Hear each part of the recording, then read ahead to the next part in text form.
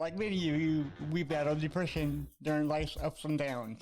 Music has always been the one thing that we could rely on to get us through the tough times that we all face. Follow us on our journey as we discuss the healing power of music, Interview bands, break down genres, review band biographies, and more. This is the When Words Fail Music Speaks podcast with Blake Mosley and James Cox. Mr. Brosley, what's going on, my man? Hey, James. How are you doing today? Pretty You good. fine, sir? Good. Good. So what's been going on with you? Oh, man. Getting geared up for Halloween, and we finally got some cooler weather. That's kind of why I'm a little stuffy today. But, it comes with the territory. Like, I'm okay with it. As long as I can enjoy my cool weather and my Gamecocks and some Halloween festivities, then I am set, dude. I'll take being stuffy. Getting up in the attic this weekend to get some decorations down so we can get them finally set out. We've got calendars. We've got calendars too, but we have candles set out. That's kind of like fall smells, and I love it. Like you walk into the house and it smells like pumpkin spice. Everything. I'm here for it. I love it. How about yourself? I'm ready for Halloween. It turns out that my the place I work at, Outback, is gonna decorate for Christmas. Yeah, this year. Okay. First time in so long, Ever? ever, right? But I am excited about Halloween because I get to watch my favorite movie of all time, and this is the only movie you can watch on both holidays, from Christmas. I mean, to Halloween and Christmas, and you know what it is, right? The Nightmare Before Christmas. Yes, Yes, sir. That's probably my favorite. Yeah. Yeah. We can start watching that anytime, and it's so well. We watch it like all year round, right? All year round, anyway. Yeah. But we just started a new show. For those of you who are into like spooky TV shows, right. We just started Midnight Mass on Netflix, and it's the same director and creator of The Haunting of Hill House and The Haunting of Bly Manor. He directed Hush. So those are like, Haunting of Hill House and Bly Manor on Netflix were some awesome shows to watch. Right. Last year, this past year, and spooky ghost stories, and like just really like the story is amazing in it, and it's got all kind of twists and turns, and I love that kind of stuff. And then Hush was just a great like suspenseful horror movie. And then Mike Flanagan is the director and creator on that, and he always uses like the same people. Turns out he's married to one of the actresses that's in all of his movies, so found that out. We just started watching that. We're only like 2 episodes into it, but it's good so far. Like it's pulling you in. It's doing exactly what it's supposed to be doing. So, are you a big fan of the Halloween movies? Oh gosh, yes, of course. Okay, so tell me if this is true. Okay, so they're finally coming out with a final Halloween. It's called Halloween Kills. Have you heard of that? So there's a trilogy. Yeah, the new, like the one that that came out like 2018. Yeah. That was now like erasing all the movies. It's weird. They they revamped it, but I actually like it. I'm okay with it because as much as I do like all the Halloween movies, because I can find something in all of them that I like. Right. I was okay with the fact that they were like, all right, Halloween 2018 is a direct sequel to the original 1978 Halloween. Okay. So it's like, forget about all the other movies that came out. They don't exist anymore. So it's not like Halloween 2, Halloween 3, trash. Nope. 4, 5, 6, right. But so which one was the one with Busta Rhymes? That was H2O, I think. Oh yeah. I thought that was the best movie ever. Trick or treat, mother! Oh my god, that's the funniest line in the movie. Trick or treat, motherfucker! That's the one. I think that's the one where they were. It was like a webcam show or something, right? Yeah, because Tyra Banks was in too, right?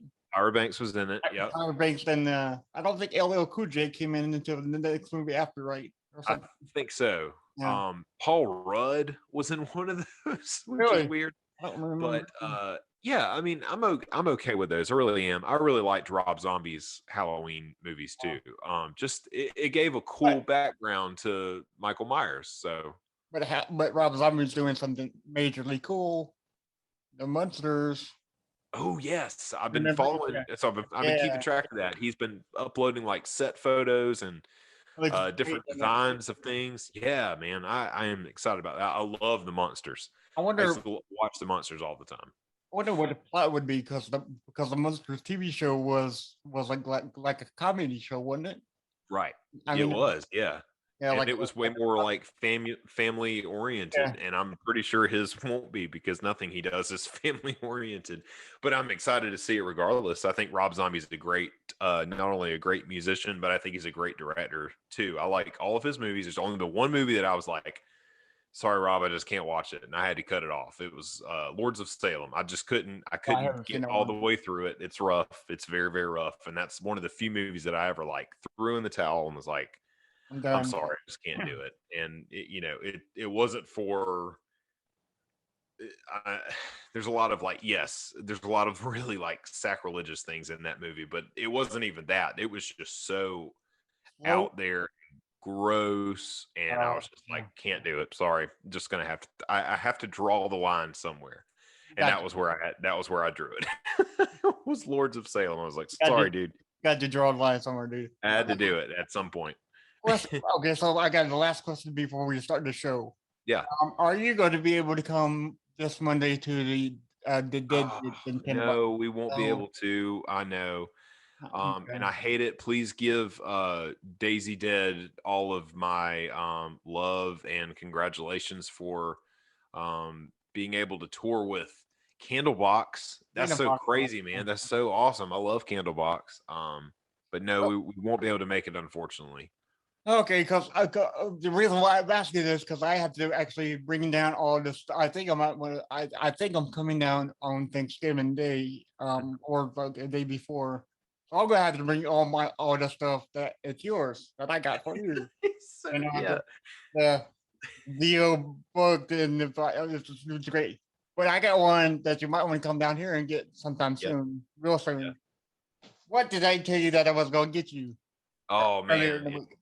Is it the Calabrese? Oh my gosh. I was listening to that album a lot today. Yeah, there it is.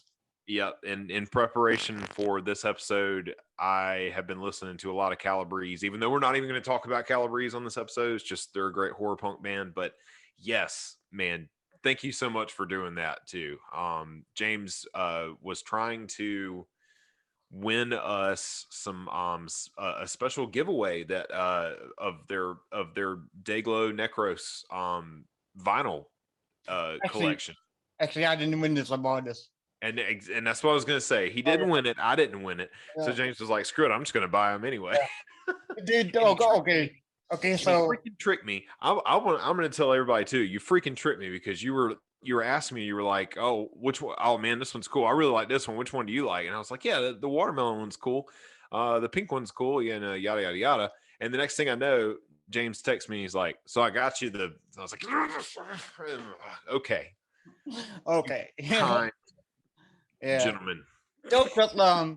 Don't I think you introduced me to Calabrese last year, right? When I did. right before we interviewed Davey.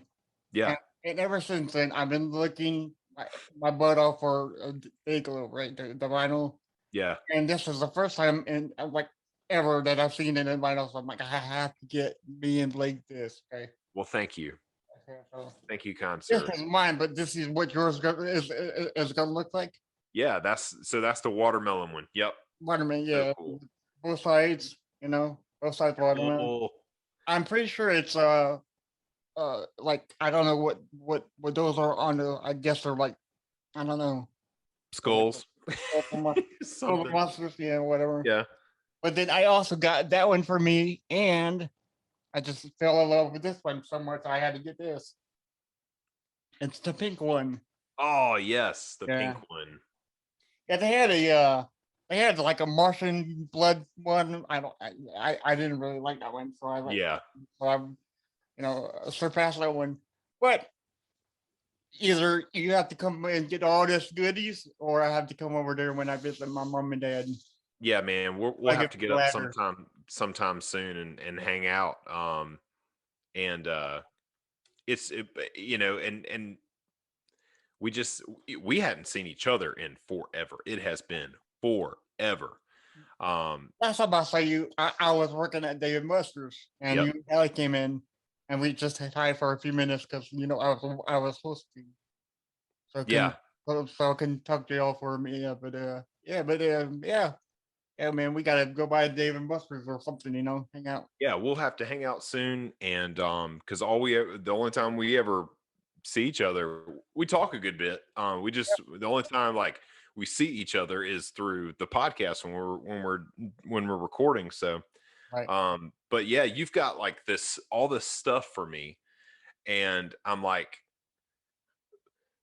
why are you getting me these things? Like you said, but I'm so thankful. I really do appreciate it. And I'll have to get up with you, and I'll have to get you some things. Right. Oh, dude, you don't. Okay. Okay. So to answer your question politely, I don't know. I, honestly, I don't know. The reason why I got you the Dilo was because it's your favorite band, Calabrese, so I had Oh, to. I love Calabrese. Yeah. And I got the deal book, another one for free, so that's yours. Yeah. And I got you something else, didn't I? Oh, I think, the When the Words Fail shirts. yeah, you've Oh, got right. me some swag, of which you guys can also get if you follow the link in this description of the show's notes, Yes. and get your own. But I'll be getting mine from James because I'm on the show and I have those type of privileges, and y'all don't. So There. Ooh. just kidding, man. I know Just kidding. we're just We're joking. all having a blast here. We're being a couple of goof 'em ups, and Right. it's great. One more thing before we start our show for you all today. If you can just please rate and review our podcast, that helps us in the future get more Yes, guests please. and get more good stuff for you to enjoy. Yeah. So today is our Halloween episode. We're kicking it off. Yeah, It's so October. happy Finally, we're gonna Halloween. kick it off. Yeah. So We've happy got a Halloween, ton of y'all. happy Halloween, everybody. Right. We had all kind of ideas for Halloween episodes for the month of October, and we're gonna get these rolling out to you every week. We'll have we got some special cover wars that we're gonna be uploading as well. So that'll be a lot of fun. Really excited about this whole month, and I know you guys love Halloween too. So and don't worry, we'll do stuff like this for Christmas too, and And maybe any other holidays that require music of some sort. and just okay, so I have a problem with people who don't like candy corn. Candy corn is like the greatest It's candy great. ever. Yeah, I don't know why there's so much hate for it nowadays. because the internet told them not to like it. That's why. Yeah, Just thanks like a lot, anything internet. else. Yeah, right.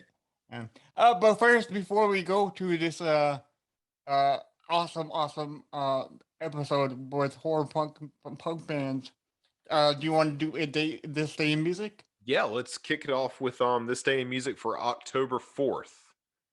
All right. All right, James, this is going to be my first little timestamp. Yeah. Because 13:25. Here's why. Because I had that jazz music pulled up, Okay. but I didn't think about it until I didn't have this pulled up until just now. This Okay. is like a Halloween jazz thing Okay. that I thought would be cool to do for that. Let me just hear how it sounds. There's probably an ad. There's an ad. Okay. Yeah. Stupid ads. Also, before we start, I gotta ask you a question first. Yes. Okay, so I'm going to play. Okay, so I'm going to cough and you tell me if you can hear it. Okay. Okay.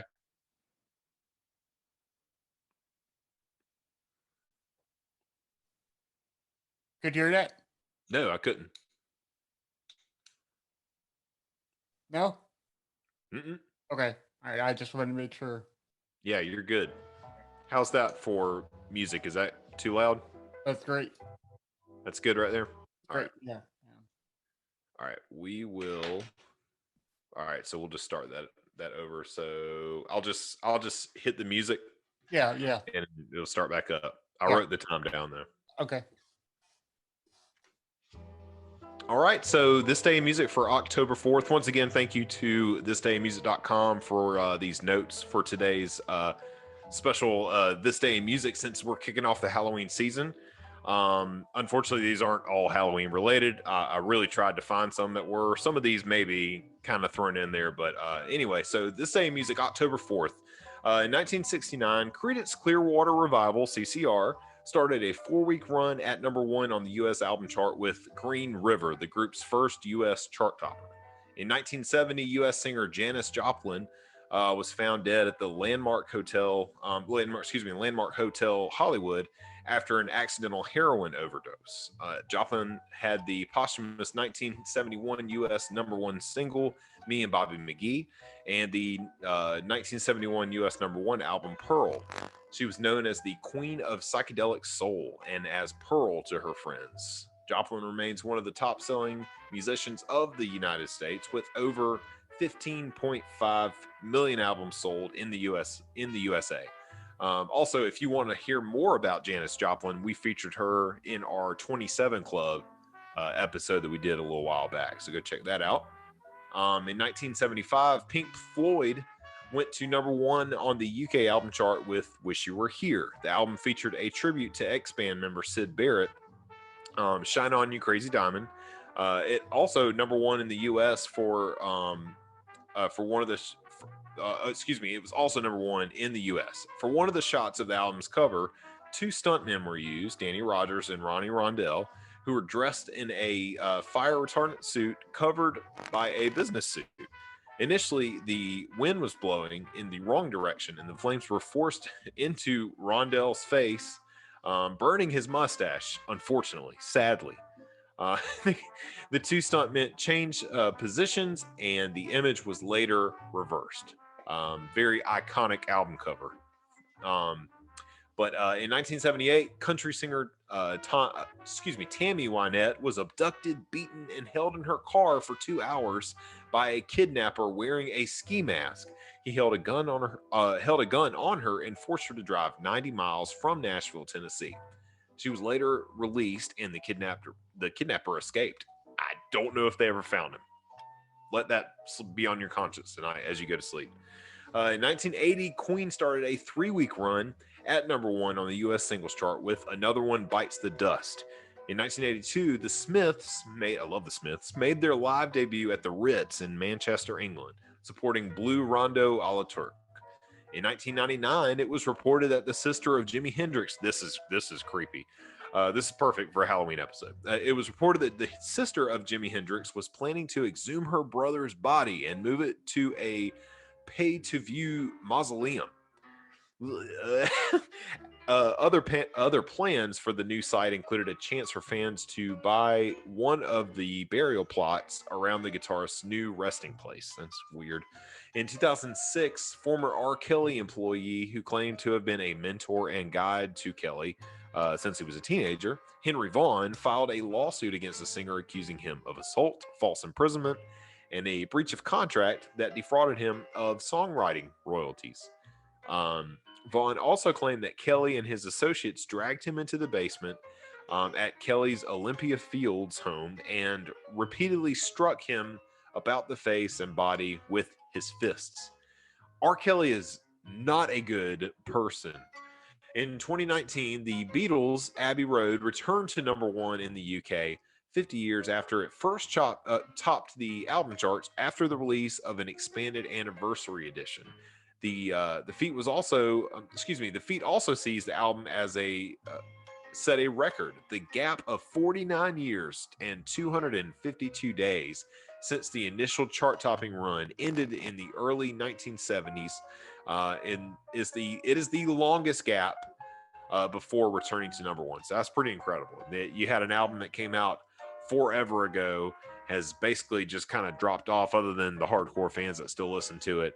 Somehow made its way back onto the charts. It's incredible. That's the Beatles, though. That's the power of the Beatles, and they made their way back into this day of music. When you thought you were out, they pull you right in. Right. Pull you right back in. Yep. That's so that was today's this day in music. Wow, that's exactly what I want my ex-kin to do. Don't bury me, just stuff me full of stuff and hang me up in a mausoleum or a museum or weird? whatever. That's a borderline psycho right there. Also, if you want to learn more about Jimi Hendrix, we also featured him in our 27 Club episode. So there was a lot of good artists in the tour. Janis Joplin was in her 27 Club. The Hendrix, Janis Joplin, Jim Morrison, from the Doors. I mean, the list goes on. There was a lot of great. Kurt Cobain. We lost all kind of musicians at the age of 27, tragically young. But what a bummer of an episode. But we're not going to talk about that today. I'm tired of being bummed out. Yeah, there we go. Be happy, and you know what makes me happy? Halloween makes me happy. You know what also makes me happy? Music. Music makes me happy. You know what also makes me happy? Or punk. Yeah. Yes, that's why I'm wearing a Misfits shirt right now. Yes. Oh wait. Back up for a minute. Back up. Put it in reverse. No. Oh, you back up. Oh. You back up your whole body. Oh, my whole body needs to back up. Yeah. No. Put it in reverse, Terry. So, what I'm asking you is, what shirt are you? Which shirt are you wearing? Oh, excuse me. This is my Die My Darling Misfits shirt. So I think I have that record. You know. Yeah, it's. I would love to have a copy of this one. It's this album cover is pretty iconic too, where the it kind of looks like Marilyn Monroe, but they hold up the glass, and it's just her. It's like half of her face is like a skeleton being seen through the glass. Really cool imagery, iconic imagery for the Misfits. Really Halloweeny kind of. Very Halloweeny. That's why I get myself right there in the mood. Right. I wore a Gorefest shirt. That's Cannibal Corpse. Cannibal Corpse shirt. Okay. But that's kind of Halloween. But that is because scary imagery. Yeah. Yeah. So they're frightening, but they're also very nice. They are. They're very big sweethearts. One's a farmer. The drummer is a farmer. Is he really a farmer? Okay. Yeah. Okay. That's really cool. Cows and stuff. Yeah, man. That's amazing. Well, never knew. Yeah. So to review, horror punk, also known as horror rock, is a music genre that mixes proto-gothic and punk rock sounds with morbid and violent imagery and lyrics, which are often influenced by horror films and science fiction B movies. The genre is similar to and sometimes overlaps with death rock, although death rock leans more towards an atmospheric gothic rock sound, while horror punk leans towards a 1950s influenced doo-wop and rockabilly sound, which I think makes it more fun. Horror punk music is typically more aggressive and melodic than death rock, but many acts employ a tongue-in-cheek, humorous, and satirical approach to the genre. We're going to talk about that today, especially whenever we get to Wednesday 13, because like that dude just takes it's like someone gave him the hint of like, hey, if you're going to be in this thing, like, your song titles, you want to make them catchy, and you want them to be clever. You want to fit in with the whole horror movie thing. And he was just like, okay, and just went with it. And turned out some really, really whenever we get to him, I'll read through some of his song titles that he's got on Spotify. They're pretty funny. But yeah, so this is horror punk part 2. If you remember last year, we did a horror punk episode for the month of Halloween, and we covered a lot of great bands. We covered Samhain or Samhain, however you want to pronounce it. Nimvind, Blitzkid. Listen to a lot of Blitzkid today. The other great German horror punk band.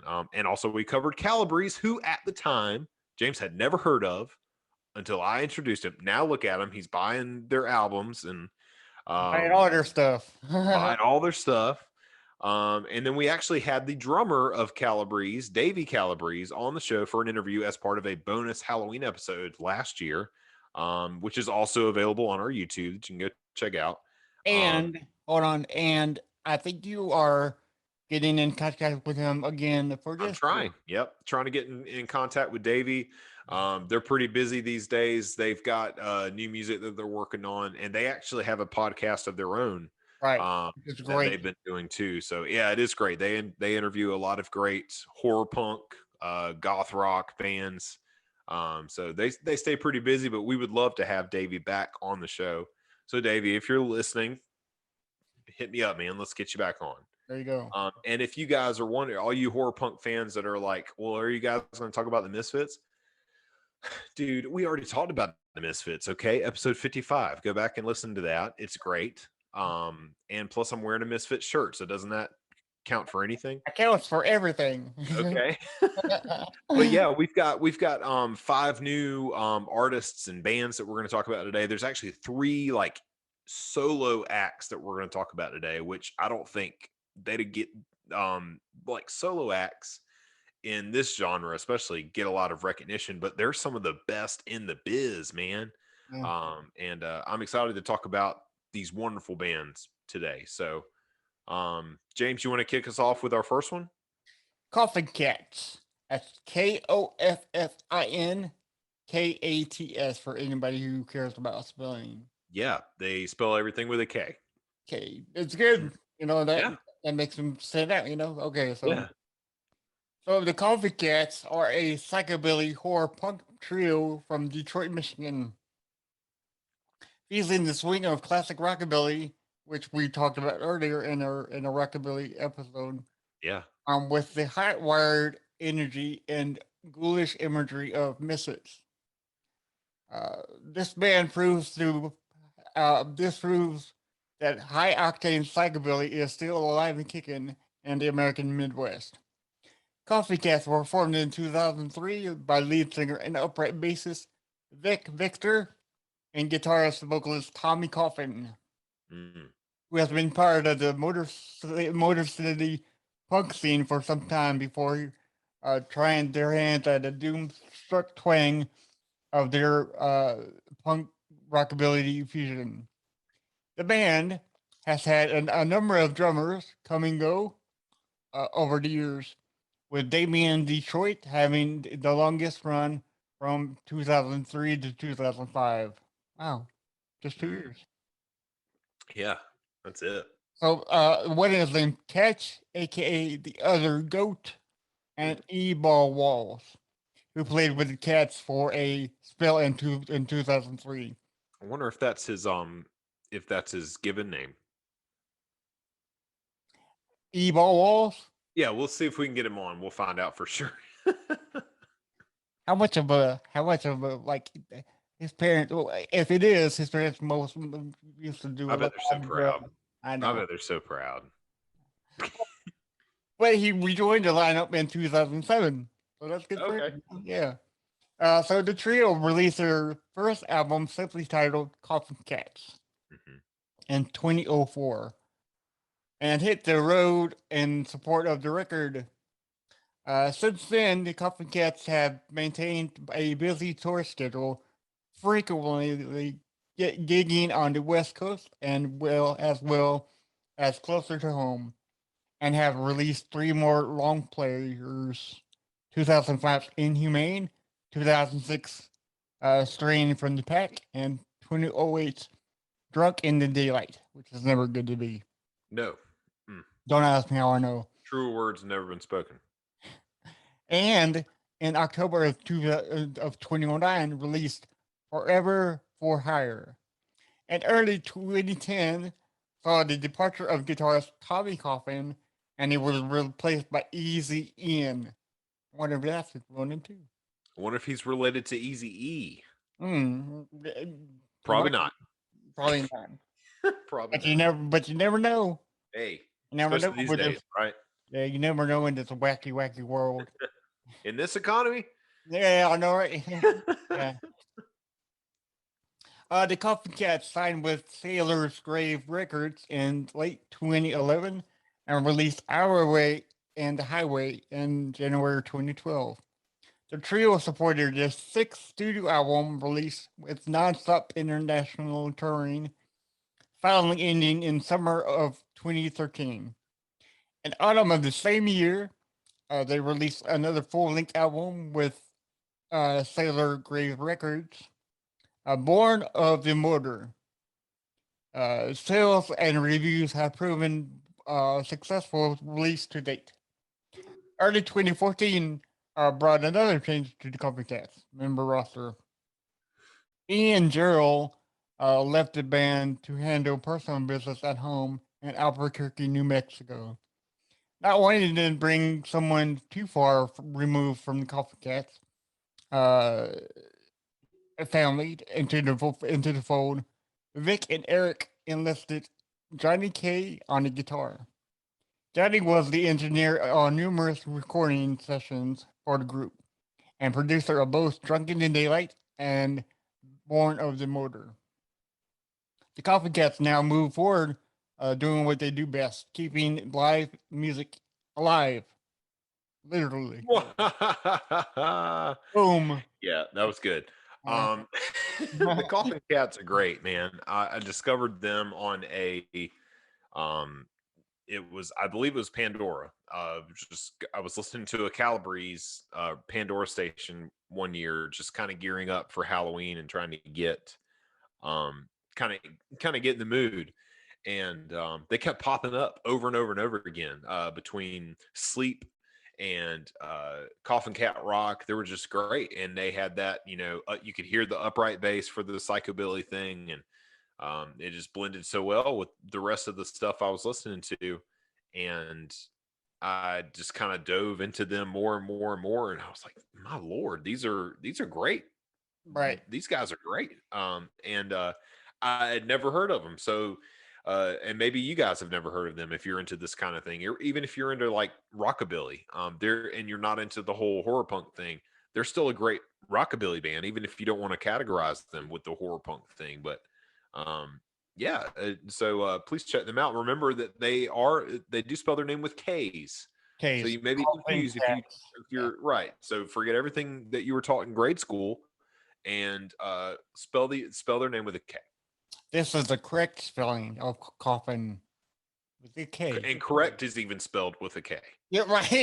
Yeah, right. I'm going to fully commit. Gullible is done in the dictionary, y'all. Yeah.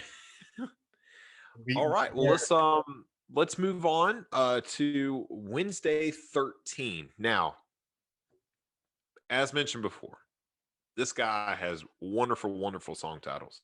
We're not going to read the song titles yet, though, because there's a lot we have to cover with Wednesday 13, because the musician himself, Joseph Michael Poole, has been involved in so many different horror punk and horror rock, goth rock, whatever you want to call it, acts of all kinds, and they all kind of led to this Wednesday 13 persona, right? So it needs to be discussed. So we're going to do that. We're going to just kind of briefly run through all that. So Wednesday 13, Joseph Michael Poole, born August 12th in 1976, is an American singer and musician, best known by his stage name, Wednesday 13. As well as his solo career, he is the frontman of the Murder Dolls, and has also played in several other bands, including Maniac Spider Trash, Frankenstein Drag Queens from Planet 13, Bourbon Crow, and Gunfire 76. Cool band names, right? But like I said before, I don't know. I don't know if Maniac Spider Trash is a cool name. It may not be the coolest of names, but it definitely fits. It fits the mold of who this guy is, right? Now, Frankenstein Drag Queens from Planet 13 is that's pretty neat. That's neat. Yeah. That's pretty unique. Right. But like I said before we get to Wednesday 13's career, we're gonna have to go through Joseph Michael Poole's musical career leading up to that solo. So let's start with Psycho Opera and Maniac Spider Trash. So Poole's musical career began in 1992 whenever he played guitar in the band Misery, spelled with a Z. Like I said, grade school out the window, which later became Psycho Opera with Abby Normal. What a great stage name. On guitar, Jeff Washam. On the drums, Michael Patrick on bass guitar, and Todd Cage on the lead vocals. Poole left the band, to form Maniac Spider Trash as lead vocalist with Abby Normal on the guitar and Patrick on the bass guitar, joined by Sicko Zero on drums. Poole fronted the band from 1992 to 1996. The band released one EP, Dumpster Mummies, on Dead Hell Records in 1994, and an album, Murder Happy Fairy Tales, was recorded in 1995, but not released until October 5th of 2010. Moving on to Frankenstein Drag Queens from Planet 13. Poole went on to form the Frankenstein Drag Queens from Planet 13, which included Normal and Zero. The band had several different guitarists, bass guitarists, and drummers over the years, leaving Poole as the only original member. He wrote and produced every album by Frankenstein Drag Queens from Planet 13. Between 1996 and 2002, Frankenstein Drag Queens from Planet 13, I'm just going to start shortening that, released 5 studio albums and 6 EPs with various members. They appeared on tribute albums for Alice Cooper and Sweet. That's pretty cool. Zero was the last member to leave. Shortly after, Poole formed another lineup before joining the Murder Dolls in 2002. Almost did what you did, 2002. In May of 2006, the band, that's your thing, though. That's your thing. I'm going to let you have that. You can have that too. You coined it. I'm going to let you, that's all yours. Okay. All right. I got you. In May of 2006, the band announced a reunion, which was followed by a tour with Alice Cooper, and a box set of the band's complete discography entitled Little Box of Horrors. This lineup had Zero on drums and Normal on bass guitar. The band broke up once again shortly after the box set was released. Now let's move on to the Murder Dolls, which is probably the more known of the. If you knew Wednesday 13, you knew where he came from was the Murder Dolls. What you may not know is this next member that I'm about to discuss. And I do know.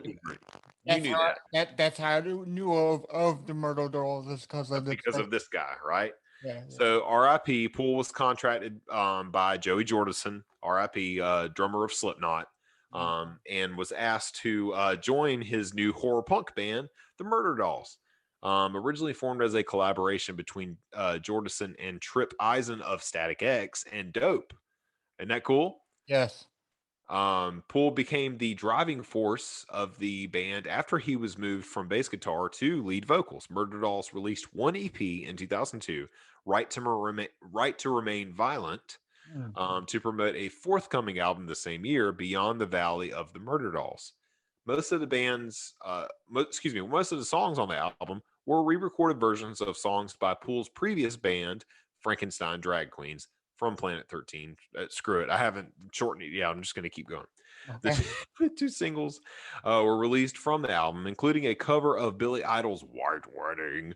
The album reached number 40 on the UK album chart. The Murder Dolls played their last show on January 17th of 2004. After this, they broke up, with Jordison returning to Slipknot. Both Poole and Jordison maintained that the band did not split up for good and that they would one day return to record an album in the future.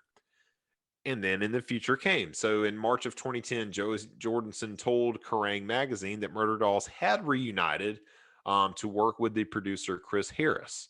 Jordison said, quote, "It's been an ongoing conversation between Wednesday and I from 2006 until now. We were both bored with everything out there, and we thought we had something to piss people off and shake things up. Everything is such a product or a formula these days. I hate a formula, hate the norm, yada, yada, yada." So the Murder Dolls released their second album, Women and Children Last, on August 31st of 2010. In March of 2013, Wednesday 13 announced in an interview that the Murder Dolls had split up for good in 2011. So Murder Dolls are no more. Sidebar. Yes. Do you know where they got the Women and Children Last album name from? No, I don't. Okay, so Jordanson was a very big fan of Van Halen, and Okay. I think one of their albums was "Women and Their Children" first. It was. Yeah. So they They yeah, split it. Gotcha. it's last now. Yeah, so, Okay. Okay. That makes sense. yeah. So finally, we get to Wednesday 13. So after the Murder Dolls broke up in 2004, Poole went on a solo tour of the United States, excuse me, of the United Kingdom in March, called the Graveyard A Go-Go Tour. For his live performances, he was joined by members of the horror punk band Death Becomes You, though this was not meant to be permanent. Poole returned to North Carolina in June of 2004 and began to put together a more permanent band with whom he would perform under the Wednesday 13 name. He brought in the former Frankenstein drag queens member Icky on guitar. The band is heavily influenced by Kiss and Alice Cooper, while not straying far from Poole's previous horror punk projects. In September of 2004, Icky was replaced by Matt Montgomery. Wednesday 13 toured Europe in November of 2004 on the Look What the Bats Dragged In tour. Some of the dates were supported by the English rockers Viking Skull. Mm. In 2005, after touring, Poole released his first album, Transylvania 90210, and made a music video for the track "I Walked with a Zombie," depicting the band members in footage from the original Night of the Living Dead horror movie. That's cool. Poole left Roadrunner Records before signing a new deal with Rykodisc, with whom he released Fang Bang on September 12th of 2006. Skeletons was released in the US on April 29th of 2008, available exclusively through Hot Topic locations. Could you get any more horror punk than Hot Topic? No. On November 14th of 2008, Poole released his first live album, F It, We'll Do It Live. The CD DVD package was recorded in 2008 at Crocodile Rock in Allentown, Pennsylvania. Wednesday 13 released it exclusively again through Hot Topic, just as he had for Skeletons. A 2-track digital download entitled Xanesty was released on December 24th, 2010, Merry Christmas, through iTunes. During May of 2011, Poole released a remix album /EP titled Reanimated and announced that a portion of all sales for the first month would be donated to the American Red Cross. That's very sweet. Yeah. On Wednesday of July 13th, Wednesday 13, Yeah. Yeah. Wednesday released the track listing for Calling All Corpses via Brave Words. The album was released on October 11th in the US and October 10th elsewhere. He released his 5th album, The Dixie Dead, on February 19th of 2013, and then his 6th album, Monsters of the Universe, come out in plague, like the plague. Right, okay. Okay. On I January see what you 12th. did there. On January 12th of 2015. His 7th album, Condolences, was released on June 2nd of 2017 after signing with Nuclear Blast. What a wonderful record label, too. Right. Yeah. But he has also made a few film and television appearances over the years, such as That Metal Show, which is a great show. I miss is it still around? Do you remember That Metal Show with Eddie Trunk? You can find it on YouTube, but I don't think it's on the air anymore. Okay. I used to watch it all the time on VH1. I thought it was great. Eddie Trunk's a great host. Yeah. And oddly enough, he was actually featured in Dawson's Creek as well. And if you're wondering, it was season 6, episode 6, Living Dead Girl. I believe Wednesday 13 is like, there's like a Halloween party going on, and he's like the band that's playing, which was a thing to do in the 90s, right? So, the Misfits were actually featured in movies like that. They were just like the band, the obscure band that's playing in the background. Yeah. Kind of like Ken, of course, was in Ace Ventura. In Ace Ventura, right? Yeah. So I want to read you some of these song titles. I don't think I can read on the podcast, but I can edit it. Some of these, I'm on their Spotify. Like this is this is Wednesday 13 playlist. So let's see what we got here. I Walked with a Zombie, as I mentioned before. Mhm. My Home Sweet Homicide, Look What the Bats Dragged In, Happily Ever Cadaver. Let's see. Rot for Me. Kill You Before You Kill Me. Get Your Grave On. Uh, some of these are just amazing. From Here to the Hearse, Ghoul of My Dreams, Till Death Do Us Party, Gimme Gimme Bloodshed. Silver Bullets is personally my favorite song. But Morgue Than Words, and so on and so forth. So Wednesday 13, I guess you're doing it right. You took the whole horror punk thing and you kind of encapsulated it into like I'm into at the most obscure song titles, and I think that's fun. I do. Wow. I do think it's fun. I think it adds a little bit of extra. Like the imagery isn't enough. Like you just make your song titles catchy and horror filled as well. I did see one of his videos. I can't remember the song on YouTube, and he dresses up. He puts skull makeup on, correct? Yeah, he does like a really good job with his makeup that he Has put like a top hat and everything. He's really, I mean, if he comes around here sometime, I'm definitely gonna go see him. Just it would be a cool show to go to. just No for doubt. yeah. But Yeah. here's a unique thing that I found out. He was on John Gallicon's right now YouTube channel. Really? He was on episode 2, Uh-huh. and John asked him what his name was, and he said Wednesday 13, right? Like you know, because that's the name. And John says, "Why not Thursday?" And he was like, "What?" I'm like, "Oh, Thursday 17. why not Thursday 17?" I mean, it's great. You gotta watch it, dude. I just send it to you.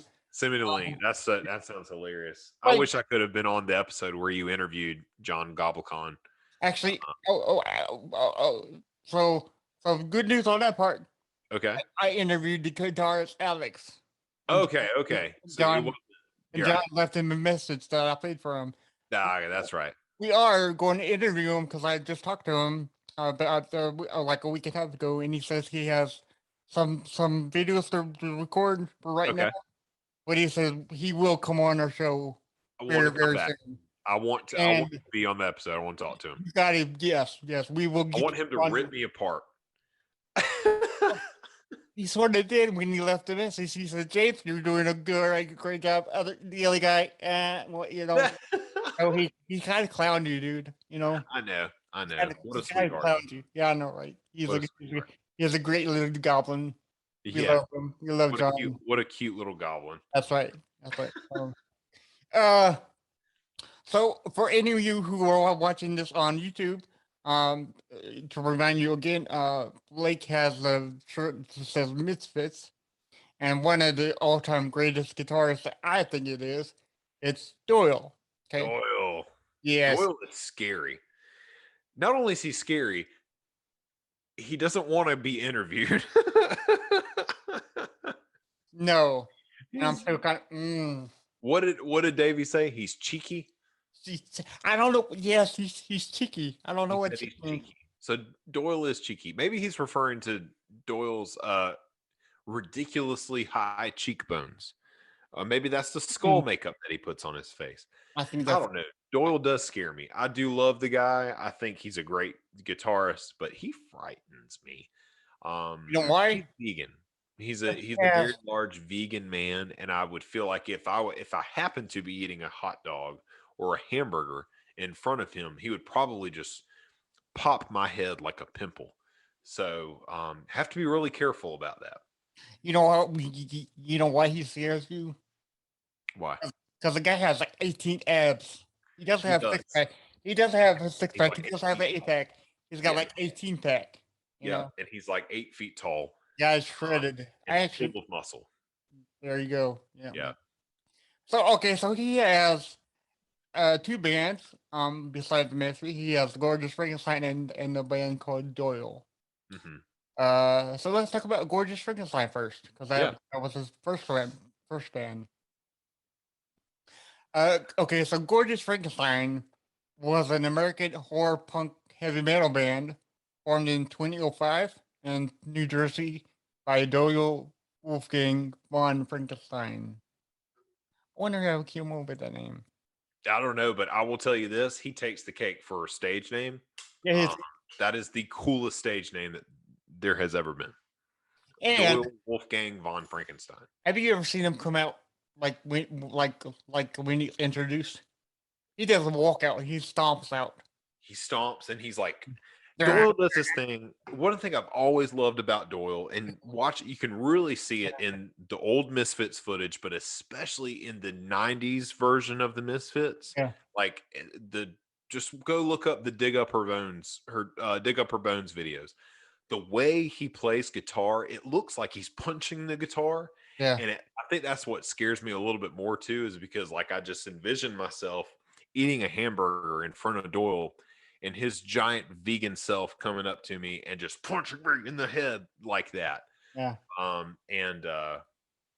It frightens me. But this is a Halloween episode, so that I guess it works.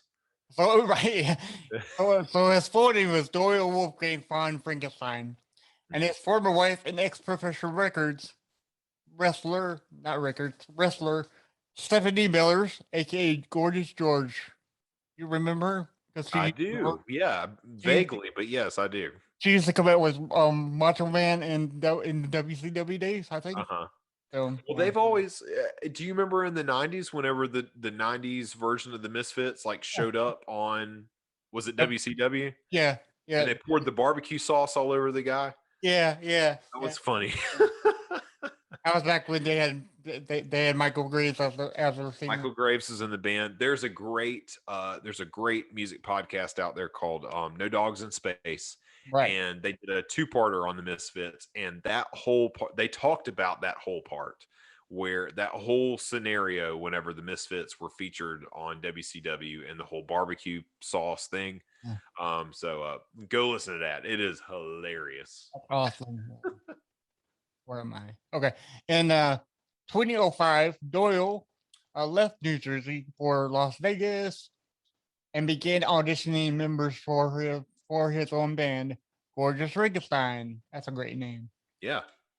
The same year, he appeared on stage with Danzig numerous times throughout their tour, and lead vocalist Glenn Danzig offered to produce Gorgeous Frankenstein, first infamous album on his record label, Evil Live.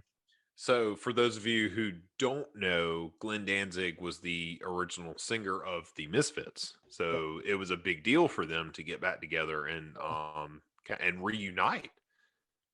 It was like the first little glimpse of a reunion between the original Misfits, which is something that people were screaming for decades, you know? Yes, yeah. Okay, so in 2006, Doyle and Danzig had recruited bassist Argyle Goolsby, lead vocalist of Blitzkid, which Blake loves. Yeah, we talked about him in our first episode. Yeah, and hired British comic book artist Sam Bisley. Yeah, I think so. Mm-hmm. Almost like Bruce Lee. To do the cover artwork. Bisley previously published some of his works at Verotic, Danzig's mature-themed comic book company. Okay, cool. Yeah.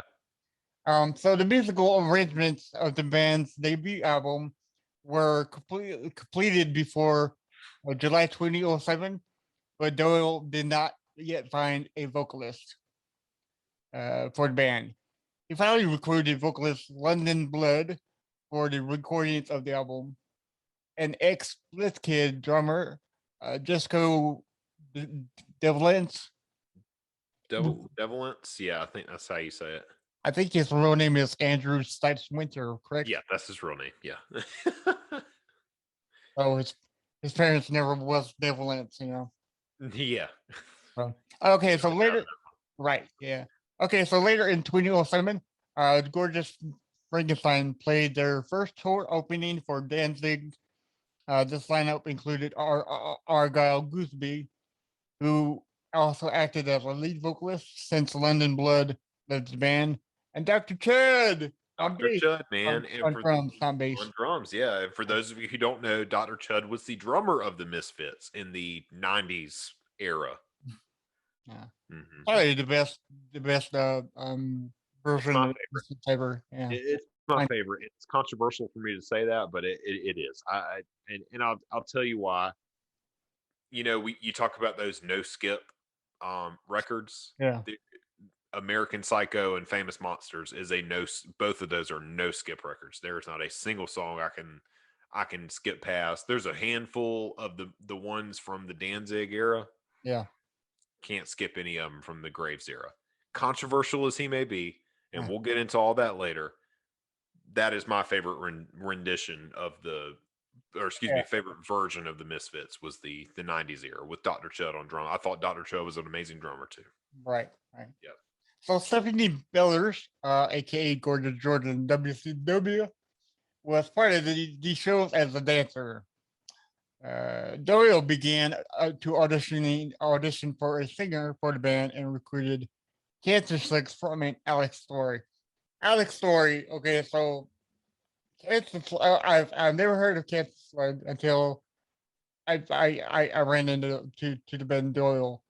But I'm afraid to interview him because every other word is the word F. And I'm so afraid that I would just get tired of editing. The whole episode would be nothing but a bunch of beeps, is what you're saying. It'd be like us talking normally, and he was like F, you know what? So, but I really do want to interview him because he's a great singer, you know. Yeah, and I recently got into Cancer Slug. I was never, I had heard of them, but I just wasn't aware. But it was because of Spotify and the horror punk playlist that you come across. That there's a few that popped up that I was like, these are pretty good. Yeah, so, yeah. Mm-hmm. Yeah, Alex was a great singer too. So in 2012, following Alex Story's suggestion, Doyle decided to abandon Gorgeous Frankenstein and go forward with a new band project, infamously named Doyle. Doyle. As he explains, I would pay a show. I would play a show, and people would come and say, "Oh, I didn't even know you had a band." Like when I was would open for Danzig, my singer Alex Story suggested to me that we would change the name because it was the most recognizable part of the band, and I said, "Okay," and it was, you know, because everybody, if you're into music, especially punk, Doyle has got to be the most forefront name ever, you know. Yeah. Because he's such in a big band like the Misfits, and you know, I mean, he's a big guy too. Think about it like this. So the Misfits set the standard for horror punk, right? So you have your imagery, you have your theming of your songs, and all that, right? So every horror punk band goes back to the Misfits because they were the influential ones. They were the ones that started this whole thing. And one of the things that they did was they came up with these cool stage names. Right. Danzig, like that sticks out to you. Doyle Wolfgang von Frankenstein, Jerry Only, Dr. Chud, Michael Graves, Bobby Steele. Right. The list goes on, you know, Robo, you know, so like they all had these cool names. Misfits always had these cool names, dude. So that's what people know them by. So, you know, all Danzig had to do, yeah, he started a band Samhain, or Samhain, or however you want to pronounce it, but I mean, all the underground people were really into that because it was the people who followed them so closely. But casual fans, whenever Danzig went solo and it was just Danzig, and you got that cool like skull thing on the front and just the words Danzig up top, that draws you in. So yeah, I'm sure Alex Story went to him and was like, you got this cool band name, Gorgeous Frankenstein is a cool band name, but what if it was just Doyle? Oh, and it worked. Yeah. It worked beautifully. Yeah. So the following year, this was 2012 when you mentioned it. So the following year in 2013, Doyle, the band, would record a debut album entitled "Abominator." and Dominator. I do have that record. You do. Yeah, and the Yep. best song ever from that album was "Dreaming Dead Girls." Mm, That's that's awesome. a good one. Yep. Yeah. So, uh, along with these two founding members, Doyle and Story, the group's first lineup would include Dr. Chud, ex Misfits, Michael Graves era, and Mhm. bassist Left Hand Graham, ex Graves and Gorgeous Frankenstein. Yeah, this is something we see a lot with these bands too. Is it's like the same revolving band members. They're all in each other's bands, man, and that's only going to continue as we keep going through these bands. So I feel like that would be the best thing to do for the bands because I mean, when you play with people, you don't want to, yeah, especially if you're good and if they're friends, why yeah, not? and most of the time when a band dissolves, very rarely is it every single member hates each other. Like most of the time, they're just like the band broke up because of X, Y, and Z. But I love playing with so and so. And some people are even like you hear about package deals with bands a lot where they're like, "I'll join your band, but only if he gets to join it too. That's the Right? only way he'll get me." Yeah. And Dr. Chud, Doyle stayed like super close. Doyle and Danzig are now like really, really close. So um, we it they tend to all kind of play together. Dr. Chud and Michael Graves were really really close, and they played in each other's bands a good bit. So, um, by the way, Dr. Chud also had his own solo project. I don't know if they're in the notes here, but It's he called, had a solo project called Dr. Chud's X Ward. yes, So, excellent. Yeah. same thing. He took that same thing. He's like, well, I was known for my cool stage name. I'm going to incorporate it into my solo project. So, And it worked. and it worked. Yep. So in 2014, Dr. Chud left the band shortly after Doyle's first Annihilate America tour and Hmm. replaced by Anthony Tiny Buzio, Hmm. former drummer of TSOI, The Dickies. What? TSOL. Oh, That I don't know what that stands for, but that is the band's name. When it pops up on Spotify for these playlists too, it's labeled as TSOL. I'll have to look up and see what that means. so, But yeah, Anthony was part of the Dickies and the Dickies. Yeah. Head Planet Earth, which is a great band. Hmm. So Is that what the PE stands for in Head PE? yeah, Planet Earth. I had no idea. I've always just referred to them as Head PE, and I didn't know what the PE stood for. Now I know. Gosh, you learn something new every day. Every day, man. Music is great, right? Yes, Planet Earth, man. Planet Earth. Right? Had no idea. Yeah. So shortly after, Tiny stated that he would no longer be playing with the band. Oh, Mm. and would not continue on the remainder of the tour. He was replaced by drummer Brandon Pritzborn, Firstborn. Hmm. which played in Black Flag from 2014 to 2016. Black So, Flag is an like that, amazing like band. group, yeah. Yeah. Just before hitting the road for the Abominated Tour 2015 in March. Mhm. In March and April of 2015, the band's tour as opener act with Dope for Mushroomhead, with headlining dates continuing after into May. During this tour, bassist left hand Graham was replaced by Dietrich Thrall. Mhm. Where did he get his names from, man? He beats me, Like, man. what the fuck? So, the current bassist is Brandon Strait, who also played with They Live. Mhm. Uh, then the Abominator Tour 2015 was dubbed the Mad Monster Tour from September through October 2015 with special guest guitarist Rob John Five, which is Mhm. played in Rob Zombie, and played with he played in Marilyn Manson, Mhm. who joined Doyle for a number of dates. For certain shows, the tour also featured the family ruined Hatchet and Calabrese. Yeah. Oh my god. Calabrese, our boys Calabrese, dude. Calabrese. Yeah. All right, um so Doyle announced an upcoming album entitled As We Die. for May 2017, which I do have that album too. For that surprise, right? And in February 2017, the Abominate the World Tour was launched in Europe, which was called Abominator UK / European Invasion Tour in support of the album Abominator. Nicely done. Right, yes. So, when performing live, both Dory Wolfgang von Frankenstein and Alex Story look like monsters from a vintage horror movie.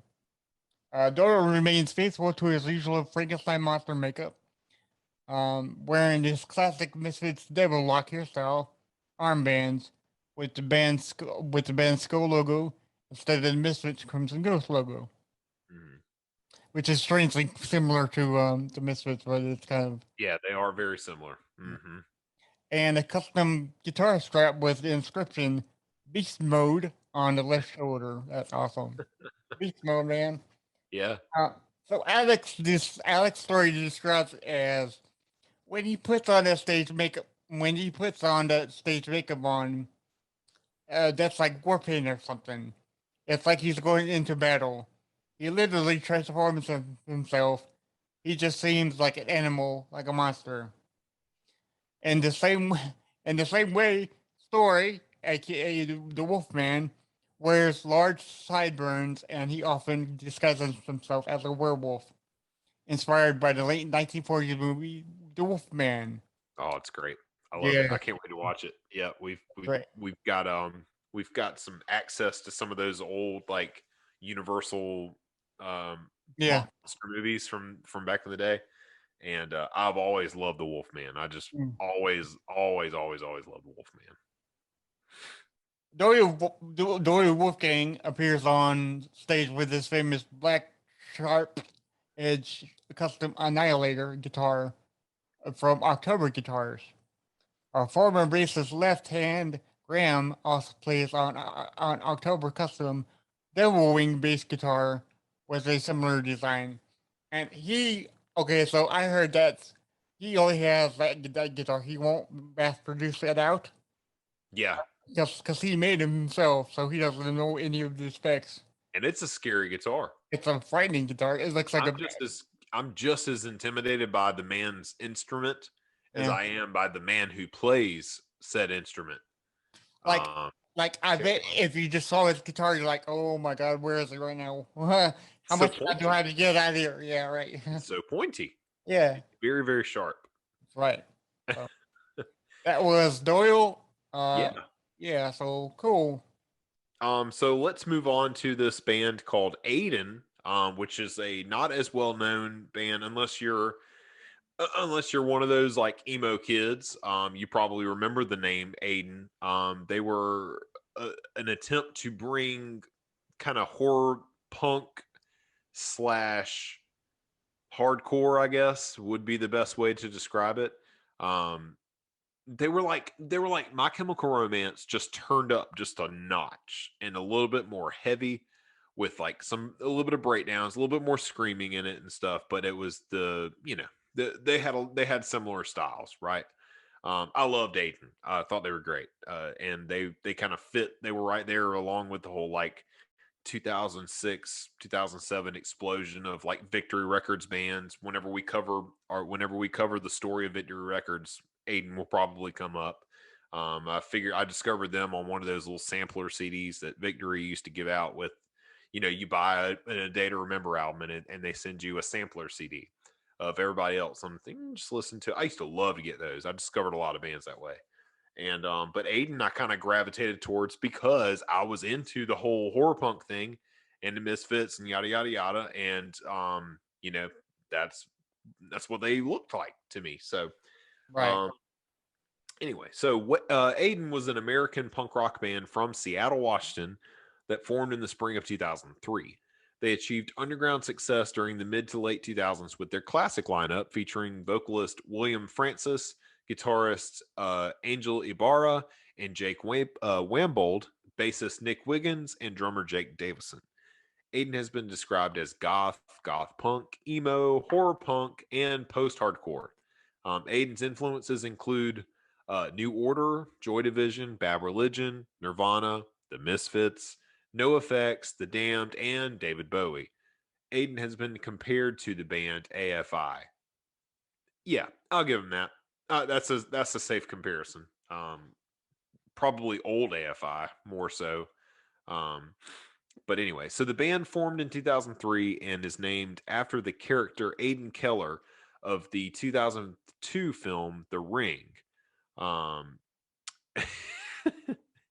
dude, that kid's just spooky, is what Francis said of the character whose name is actually spelled Aiden with an A instead of an E-N, like A-N is the character's name. E-N is how the band spells their name. Their first full-length album, Our Gang's Dark Oath, was released on Dead Teenager Records in 2004.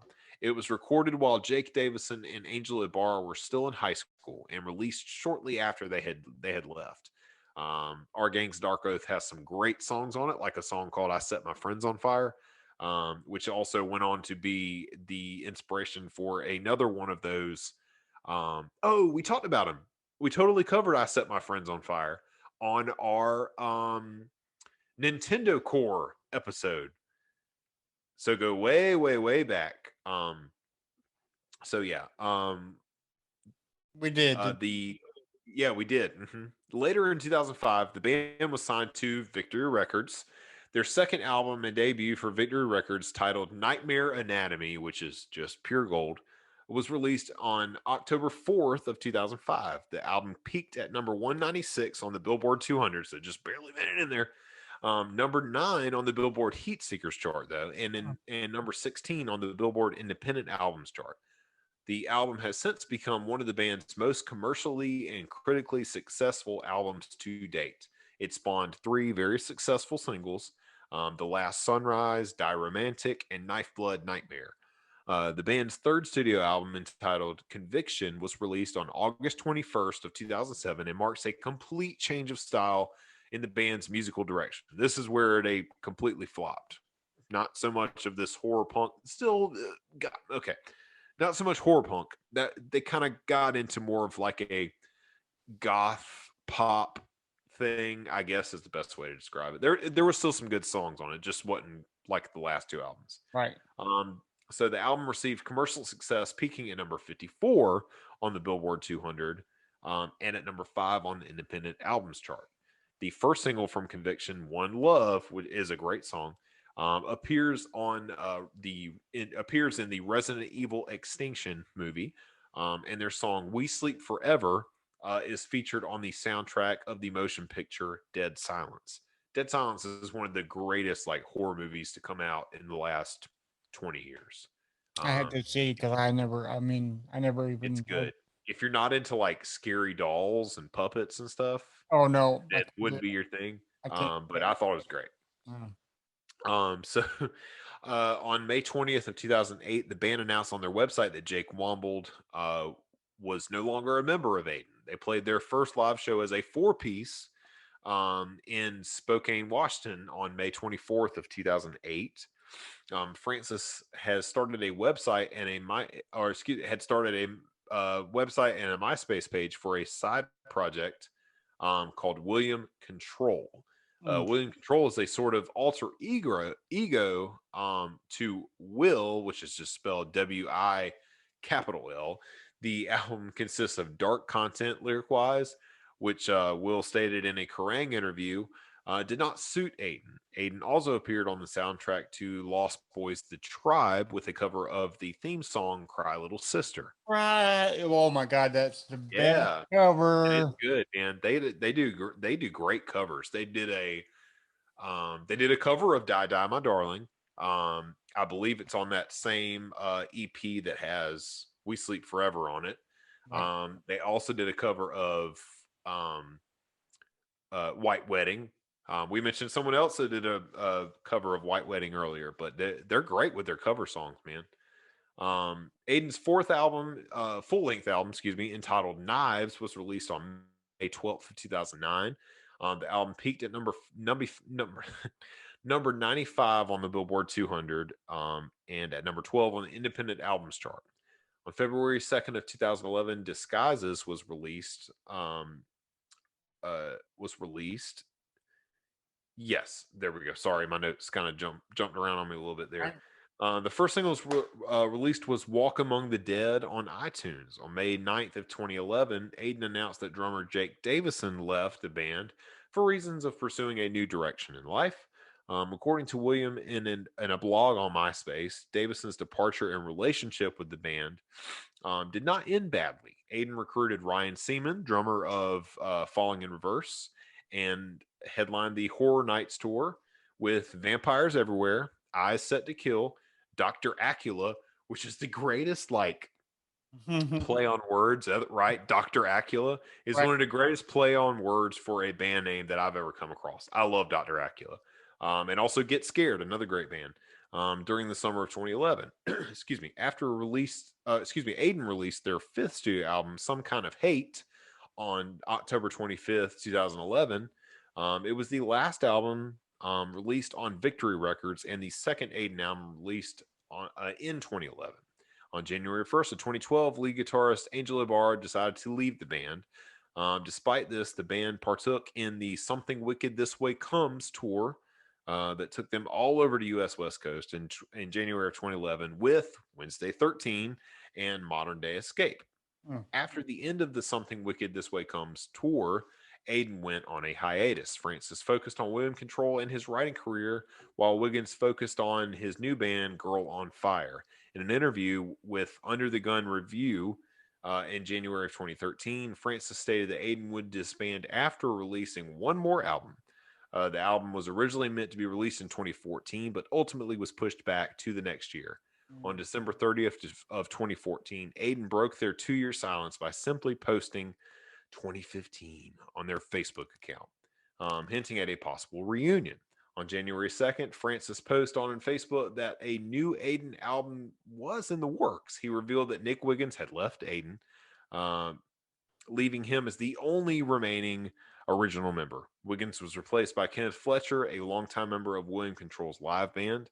And then in July, Francis stated that his desire to release the final Aiden album came as a free free digital download with a planned release date of, wait for it, October 31st. Happy Halloween, you sons of guns. That's right. In order to fund the album, he auctioned off his old Aiden memorabilia, including outfits he wore in Aiden music videos.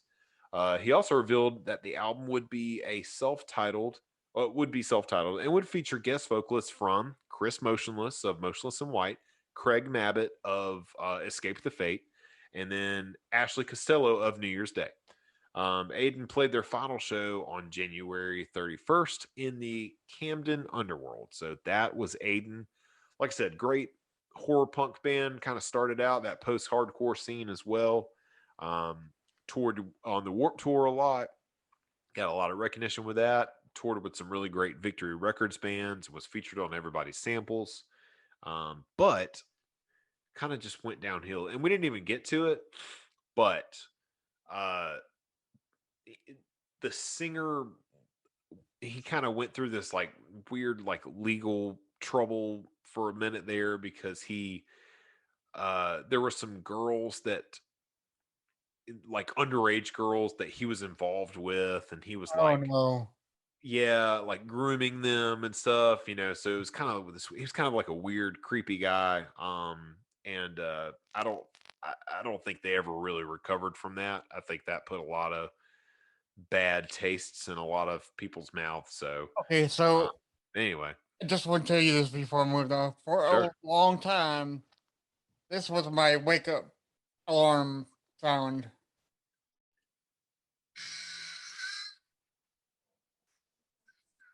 Hear it? Cry Little Sister. Oh, okay. Sorry, it was cut. Yeah, it was cutting out a little bit. Yeah, cool. Yeah, it's been a long time since I heard the original one, but that's just murders it, Oh, yeah, absolutely. Good stuff. Good stuff. Good stuff. Yeah. So, okay. So, we're gonna do an honorable mention here first before we get to the last thing that Blake will really bring us to bring us to light here. Bring it on home. Bring it on home. So, Plan 9. Yeah. Okay. I never heard of this band, so this was Oh man, you're gonna love them. okay. Trust me. Right. So they were also influenced by the Misfits. Everybody was right. Big time. So they were a punk act. Plan 9 is their name. They have posted 3 songs from their sophomore full-length album. The record is titled Man-Made Monster, and was released early this year. Really? Okay. The article I grabbed that from was a little outdated, but yes, it was a record called Man-Made Monster. And it's great. But continue. Yes, sorry. That's fine. That's fine. Great stuff. Originally formed in San Francisco in circa '97, about as a one-shot, one-time Misfits tribute band. Of the years, the band mutated. I see what you did there. From a tribute band to a legitimate death punk band, writing and producing their own material in the vein of the Misfits, Walk Among Us era. Yeah. So, all right, I wanted to throw that in there because this is one of the most frustrating things about like little side projects that just I end up loving, and then I can't like find anything else about them. Okay, That's it. That's it. I discovered. Wow. I discovered Plan 9. I discovered the Man-Made Monster album. Right. Loved it. There were so many good songs on it, and it was that. It sounded like the Walk Among Us era of the Misfits, and I think that's why I loved it so much. The vocal styles is very similar to kind of like how Danzig sounded, and it's just that was it. That was all you got was one album because they were a Misfits tribute band that just decided to come up with a few of their original songs. They put out one album. The album cover looked awesome. It was like this Frankenstein's monster looking creature. And that was it. That's all you got. So it was just like, why do you tease me so? Why do you put it out and then you don't do anything else? But it very frustrating. But you can find that album on Spotify, and it's great. So yeah, I guarantee you'll love them. I'll send you a link, and I guarantee that you'll love them. Yeah. Okay. Cool. So basically, got to bring it on home with his all-time favorite singer, I think. Dude, yeah, I mean, he was great. He's definitely my favorite singer of the Misfits. Yeah, well, again, it's very controversial for me to say because a lot of people are like Danzig or nothing, and I'm like, yeah, I mean Danzig was great, wonderful, but I loved the Michael Graves era of the Misfits. So, okay. Can I say something first?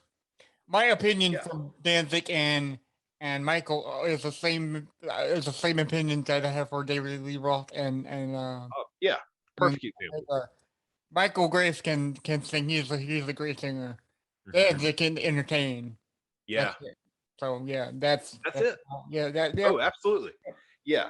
David, in comparison, you are exactly right. That is a perfect analogy for people who don't really know about the Misfits, but you're wondering what we're talking about. Yeah. When you think about Van Halen, right? David Lee Roth was a better performer than Sammy Hagar. But Sammy Hagar is a better singer than David Lee Roth. Yeah. That's exactly how I like to think about the Misfits when you think about who the best singer was. So right. We won't talk about Jerry Only and his. No. All right. So Michael Emanuel, born March 21st of 1975, was better known by his stage name, Michael Graves. He's an American vocalist and songwriter. He's best known as the lead singer for the 1990s reincarnation of the Misfits from 1995 to 2000, briefly leaving in 1998. Graves grew up in Dumont, New Jersey. He's also released several albums as a solo artist, and we'll get to that. Graves was recording a demo with his band, The Mopes, in Lodi, New Jersey, when their engineer, Bob Allica, mentioned that the Misfits were reforming and holding auditions for a new singer. Graves bought the Collection 1 and Walk Among Us albums. Collection 1 is great, and Collection 2 is wonderful. Both great album. And then Walk Among Us is my favorite Danzig era Yeah. Misfits album. Just to familiarize himself with the band and to become an official member about a year after trying out. Graves' singing can be found on American Psycho, stock unskippable album. Famous Monsters, another unskippable album. Backup vocals, as we mentioned on, we got an upcoming Cover Wars coming out. The Monster Mash, he did backup vocals on that, the 1999 version. And Cuts from the Crypt. He also wrote original songs for the bands, including Dig Up Her Bones, my favorite Misfits song. All-time best song. Yep. American Psycho, Scream, Saturday Night, This Island Earth, Fiend Without a Face, Shining, The Haunting, Devil Doll, Witch Hunt, and Fiend Club. After he split from the Misfits, Graves made a name for himself in the horror punk scene with new bands, his solo career, and guest appearances. During a break in touring in 2000, Graves and Dr. Chud formed a band called the Lost Boys. It all comes back around, right?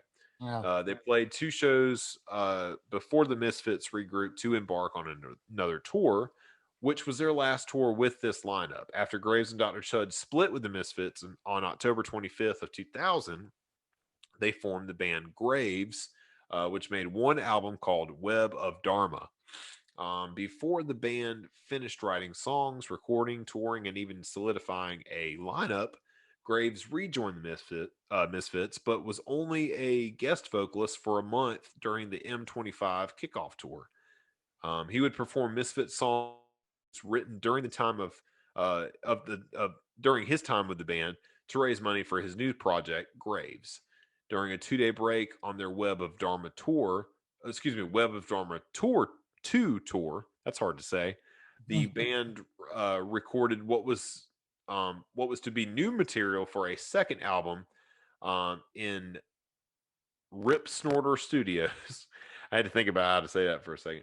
Located in Minneapolis, Minnesota. After 2 successful U.S. tours and the verge of a breakout record contract, Graves dissolved due to differences between Graves and Chud after only releasing 1 album. Yeah. Went. So then Graves went on to form Gotham Road. That's a cool band name. Shortly after with Loki, JV Bastard, and Paul Lifeless under the assumed name of Graves. What's that?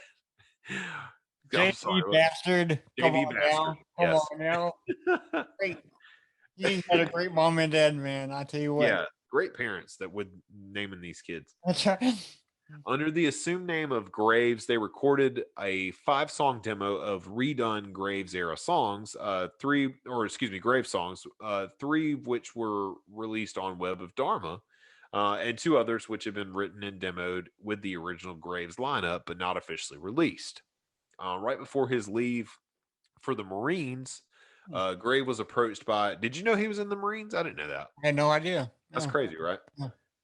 Graves was approached by Horror High Records to do a solo album. He eventually recorded his debut solo record, Punk Rock is Dead, in 2005. The entire album was written and recorded with a friend and bandmate in Gotham Road, Paul Lifeless on drums, for only 1 month. After being honorably discharged due to a back injury, Graves went on to embark on a tour in support of the album with Loki, JV Bastard, and Matt Johnson. In March of 2006, Graves began a tour in support of Damien Eccles and the West Memphis 3. Dude, I don't know if you know about the West Memphis 3. Okay. Yeah. Okay, so you do? Yeah. All right. We recorded a whole episode on Not Religious on the West Memphis 3, and the audio file got deleted. And I wish we could have had that episode go out. I wish we could do it. The audio file is gone, so like I don't know.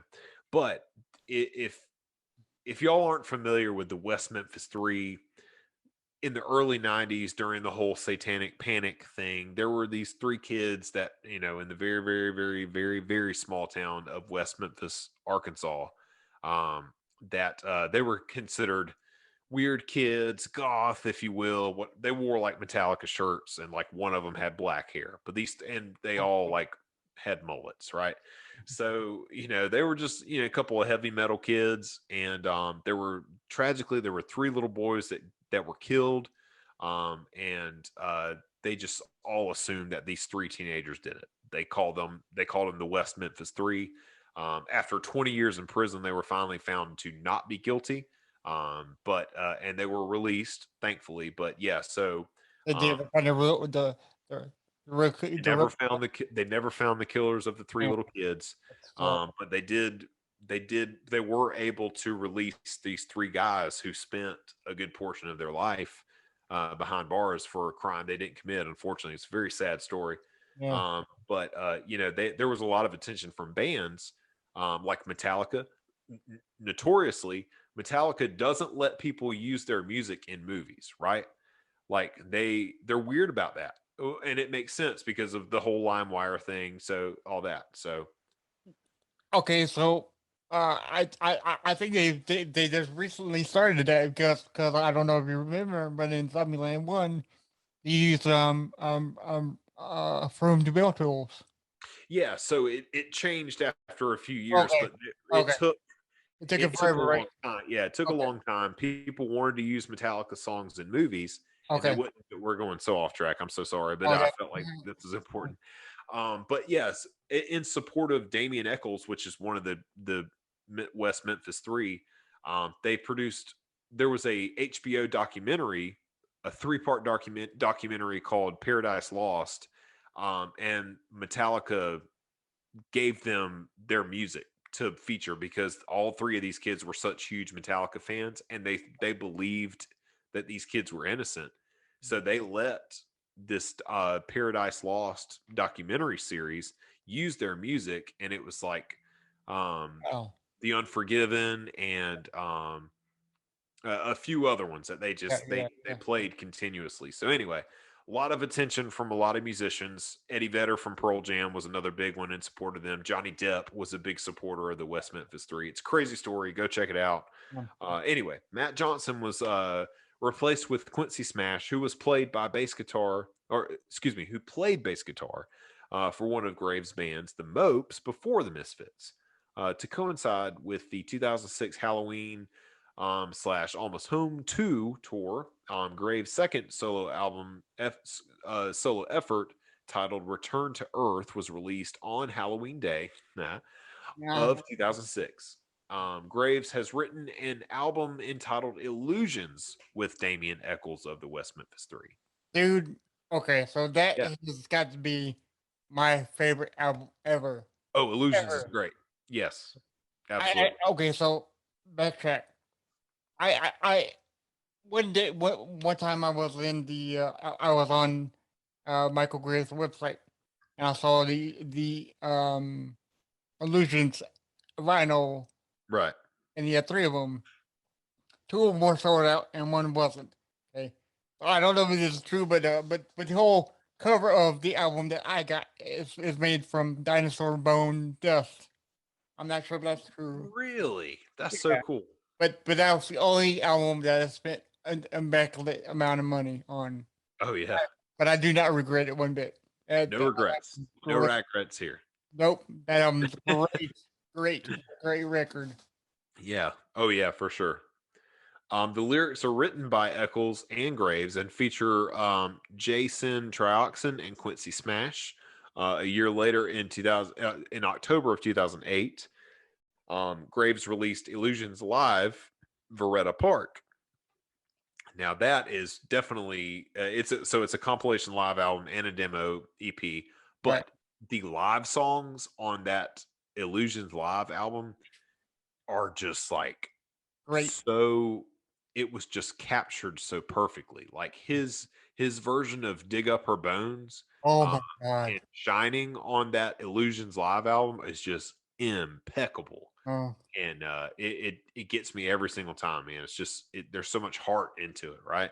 right. Um, but anyway, so Graves began touring as the singer of Marky Ramone's Blitzkrieg, which features the namesake drummer as at one, um, excuse me, and at one stage members of the band Anti-Product, although the band now features a rotating lineup. The band covers vintage Ramones songs live, and in 2010 recorded a cover of a Graves original song called When We Were Angels, originally featured on Illusions. In March of 2012, Graves met Mark Allen Stewart, CEO of Hydraulic Entertainment, and after several meetings discussing potential projects, Stewart and Graves decided to create their first CD, Vagabond. On September 28th of 2012, Michael began a pledge through Kickstarter to release a new album titled Vagabond, which would eventually be released on February 6th of 2013. With Vagabond, Graves showed a completely different side of his songwriting, as the album genre ranges between folk rock and country. The release marked the beginning of the highly productive and successful partnership between Graves and Hydraulic Entertainment. On August 27th of 2013, the album Vagabond Acoustic has been released, containing 8 acoustically performed songs from Vagabond with a short description of each song. This is what Michael Graves does. He puts out an album, all original stuff, then he'll do a live album, then he'll do an acoustic album. The guy loves an acoustic guitar. Oh yeah. Yeah. So later in later of 2012, a second Kickstarter release was announced called Lost Skeleton Returns, which Graves referred to as a return to horror punk, and then stated it would feature 10 re-recorded classics as well as 4 new songs. And by those re-recorded classics, he also meant some of the Misfits era stuff, because I think they redid Dig Up Our Bones. I think they redid a few more of the Graves era Misfit songs. Right.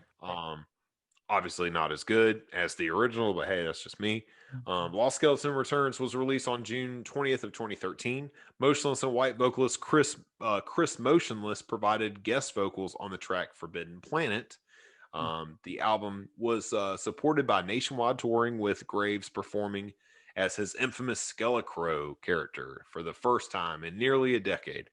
An acoustic album called Supernatural was released on February 7th of 2014 and features acoustically performed songs of Lost Skeleton Returns. And then June 3rd of 2014, Graves released a new album titled Wanderer, a musical follow-up to Vagabond, which was successfully funded through Kickstarter, his Kickstarter project.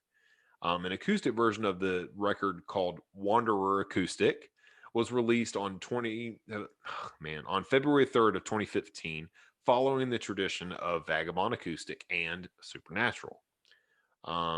In January of 2016, the full band album When Worlds Collide, which is wonderful, has been released as the follow-up to the Graves album, The Lost Skeleton Returns. The album contained 11 new songs and combined punk, horror punk, and monster rock in Graves' typical manner. The record also included the sequel to the classic fan favorite Crying on Saturday Night, the classic Misfit song, I love it, which is called Dying on Sunday Morning. In summer of 2016, Graves recorded and released the album Bedlam, which is the acoustic counterpart to When Worlds Collide. A new take on Dying on Sunday Morning has been added to the song Feels Like I'm Dying. So there you have it. So Michael Graves came into the whole Misfit scene not really even being familiar with who they were as a band. He had to buy a collection album, learn the songs. Went on to put out 2 wonderful albums with that band, build up a reputation, put out all his solo stuff, kind of experimented in some folky acoustic country stuff. But ultimately, got back all into the horror punk scene. Now, again, there's some stuff with Michael Graves recently that has been all over the news with the whole the Proud Boys movement and everything like that. We're not going to get into all that, but I'm aware of all that, but I'm looking back on the albums he put out over 20 years ago with my favorite band, and I still love those albums, despite all that stuff going on with him now and his very controversial statements and very horrible statements that he makes about a lot of things. Um, the man doesn't need social media. Thank God he finally got rid of it, because it's very, very problematic, and I totally understand that. But I still stand by the fact that Famous Monsters and American Psycho are the best Misfits albums ever. I will agree with you on the American Psycho record. I didn't find Famous Monsters to be very much like American Psycho. I Yeah, it know, was different. yeah, it was different for me. But I do like Crying on Saturday Night, Yeah. and there was one of the song that I liked on it. But Scream is a great one on that Scream one. is amazing. Yeah. Yeah, Oh, Pumpkinhead is probably my favorite one on that one, just because it's so fast, and I think that's what I loved about that era of the Misfits is it was more metal, I guess, and that's where a lot of new horror punk fans, whether they want to admit it or not, their stuff, a lot of new horror punk is more influenced by the Graves era of the Misfits rather than the Danzig era. right. And Right. I don't think some of them will acknowledge it. I don't think a lot of them will, because everybody is so like Danzig or nothing. But I think what Graves did with the Misfits and I mean it's a collaborative effort. Yeah. Jerry only's been a part of it since day one, sure, but Doyle brought something different to the band when he joined. He Right. brought more metal guitar riffs into it, as they progressed, and then Dr. Chud, obviously, very, very good drummer, fast, heavy, aggressive drummer. And I think that's perfectly displayed in the song Pumpkinhead, which is my favorite one on Famous Monsters. So, Okay, so let me ask you this before we close out the show. yeah. Um, Going back to Michael Graves' solo career, what do Yeah. you think about, or have you? Well, I know you've heard of this because I mean, it's Michael. But what do you think about his song "No Rain" covered by Blind Melon? The Blind Melon one. Oh, dude, it's wonderful. I thought it was a Great. great cover. Yeah, Yeah. it's awesome. It's a great. Great music video. Yeah. Oh, yeah, absolutely. Yeah, yeah, For a great, again, the guy loves an acoustic guitar, oh yeah, yeah. and he is so good at doing a cover song. Right.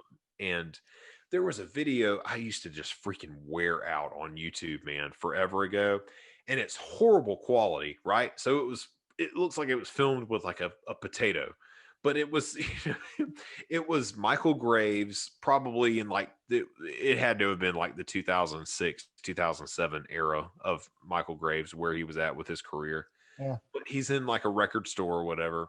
He's playing a guitar. It's missing a string. It's it. Yeah. But have you've Yeah. seen Oh yeah. Yeah. Yeah. Yeah. playing Dig Up Her Bones, and it's Yes. Yes. beautiful. But it's It's like, but it's like the sideways thing. It's not like exactly. It's all sideways. It's no, horrible, like so no. pixelated. But that is like one of my favorite renditions of Dig Up Her Bones. And then I love the Illusions one. I love that they bring the drums into it and everything too. In the back. On YouTube. It might Do be- what? I said I wonder if it's still on YouTube. It might be. I may have to go digging for it. I really, really. I did a cover of Dig Up Her Bones. You did. Not on drums either. I sang it. Me and Travis. Yeah, forever ago. We did an acoustic cover of Dig Up Her Bones. That's probably still on YouTube somewhere, but that's how much I love that song. I'm gonna find Not only because like it's just it's a great horror punk song and all that, and it's very catchy and all that stuff. But I think the lyrics are just great, man. The lyrics are beautiful. amazing. Yeah. Especially if I have so famous stars and straps did a collaboration with Misfits a few times actually, but they did one.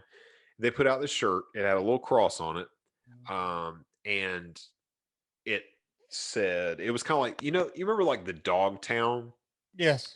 So with the cross and like the dog and the town, the O would like overlap each other in the cross. Yeah. Right. They did that with this. So it was like Okay. a cross and it said famous, but then like the M mixed with the Misfits thing.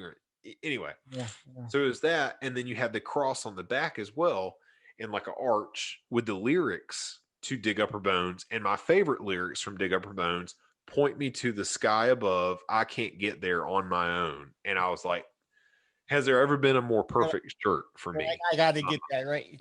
You buy it?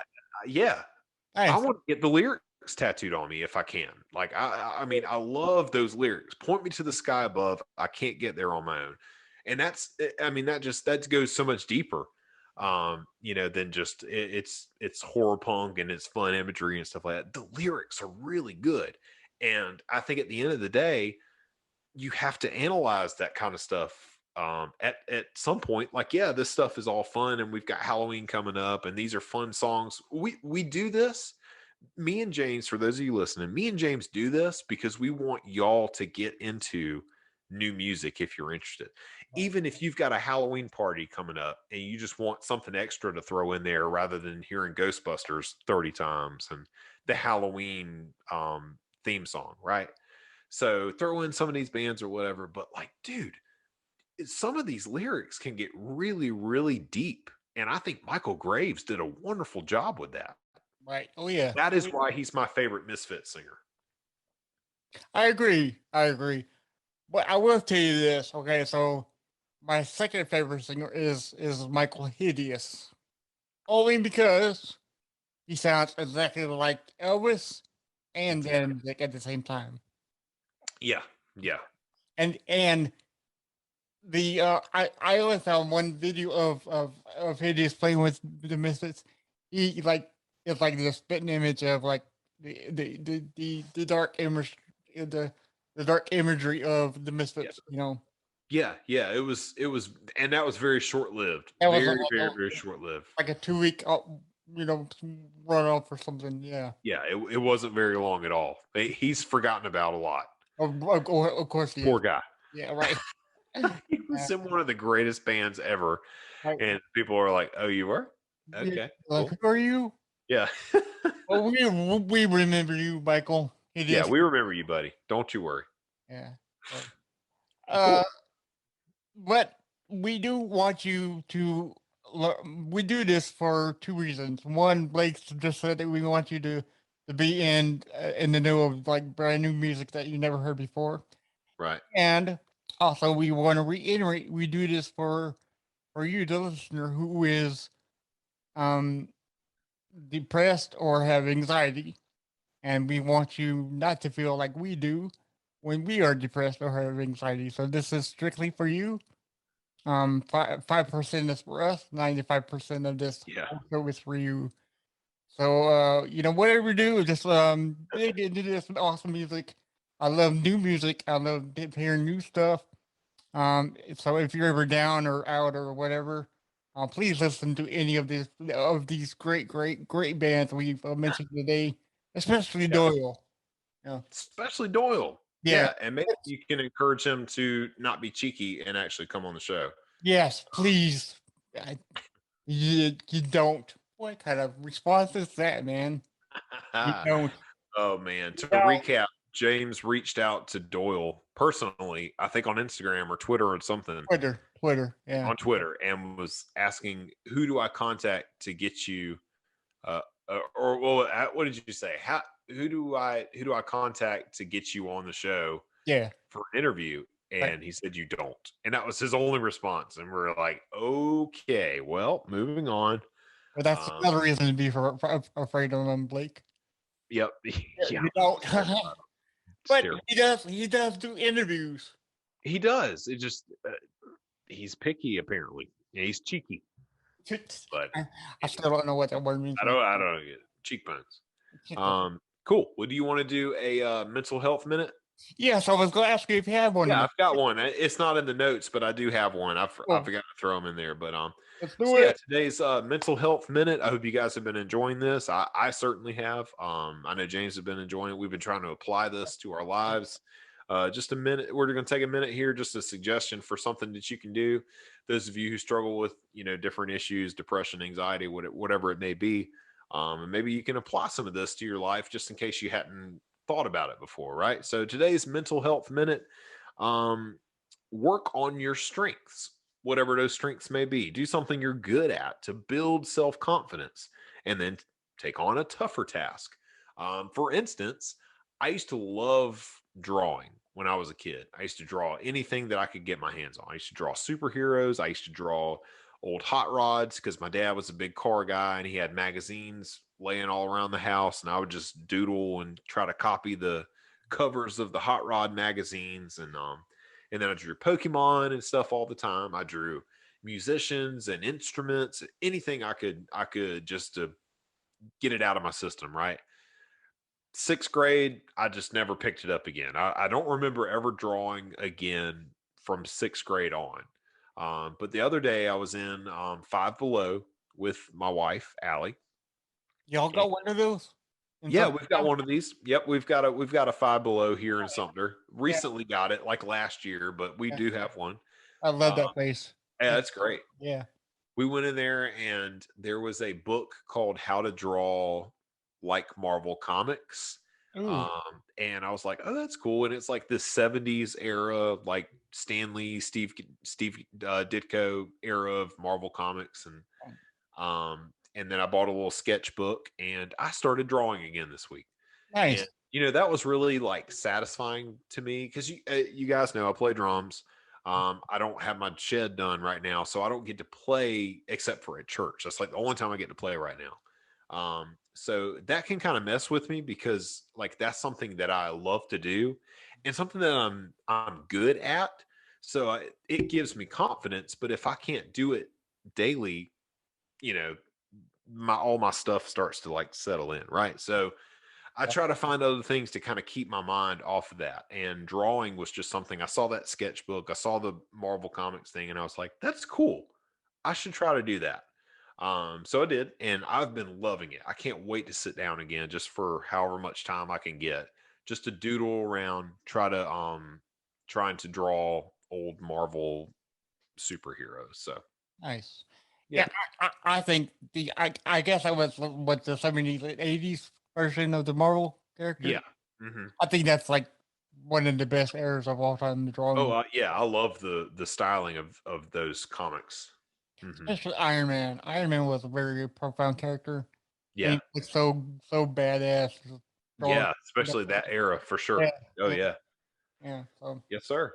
okay, you also everybody who is watching this or hearing this, thank you so much for listening to the show today. Be sure to share this with your friends, families, dogs. Mostly make sure your dog listens to this. I will. She's not joining me tonight, because Allie is home, so she's just hanging out in the other room. So I'm all by myself in the office right now.